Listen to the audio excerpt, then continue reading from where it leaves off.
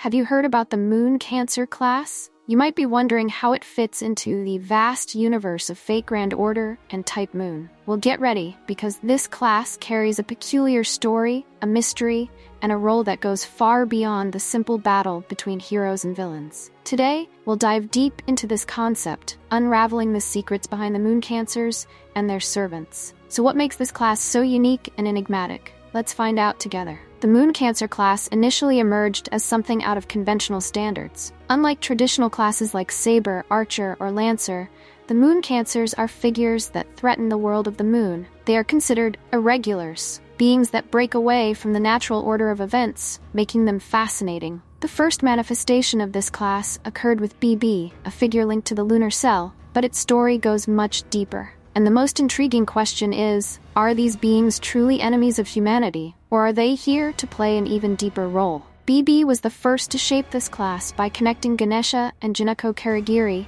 into a single servant. But what truly captures attention in this creation is the motive behind it. According to BB Dubai, the creation of the MoonCancers was intended to gather those who wished to eradicate humanity and determine who would be worthy of being the final boss in this chaotic scenario. However, this explanation in itself reveals an enigma, as in the end, the MoonCancers are not precisely enemies of humanity. On the contrary, they seem to have the mission of ensuring that humanity can find a peaceful destiny and evolve into a new form of existence. Could this noble purpose hide a hidden agenda? One of the central figures among the MoonCancers is Kiara Sessyoin, a name many of you may recognize. Kiara not only qualified for this class, but also left her mark on the moon during the Holy Grail War of the Moon. For many, she represents the pinnacle of what it means to be a MoonCancer, an entity that transcends human limitations and is even referred to as a Star Eater. Kiara is not merely an antagonist, she is a force of nature,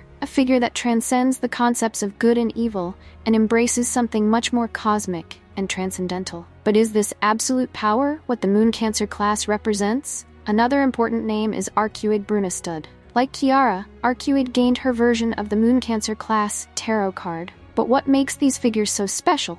The answer may lie in the very essence of the class. The MoonCancers do not possess exclusive class abilities like other servant classes, but this makes them even more unpredictable. Each MoonCancer manifests different powers, such as existence outside the domain, magical resistance, and even territory creation, abilities that vary depending on the nature of the summoned servant. For example, BB possesses a unique ability of existence outside the domain, which places her in a category of her own. This means she can operate in realities that other servants simply cannot reach. Meanwhile, Kiara Sessyoin, with her independent manifestation, is capable of existing and acting without the need for a master. These abilities, combined with the rare nature of the MoonCancers, create a mystery around their objectives. They are servants that, at the same time, challenge the natural order and ensure that humanity progresses toward its peaceful end. But to what extent do they control their own destiny? Now, if we consider the implications of this class in the universe of Fate Grand Order,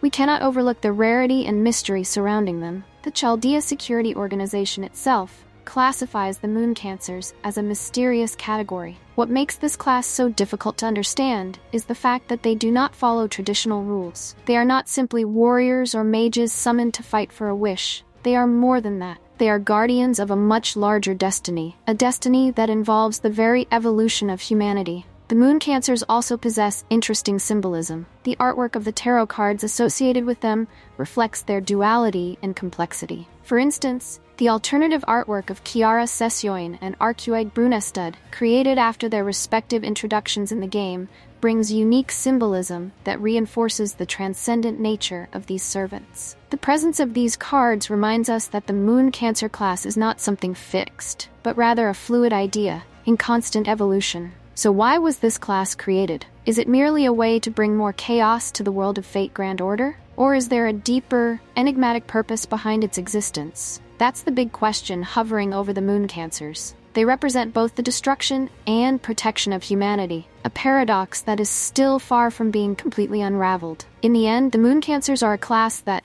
at first glance, seems chaotic and unpredictable, but at the same time possesses a fundamental role in the balance between the end and the rebirth of humanity. They are a reflection of how the universe of Fate Grand Order deals with the concept of evolution and extinction. But the question that remains is, to what extent are they truly in control of their own destinies?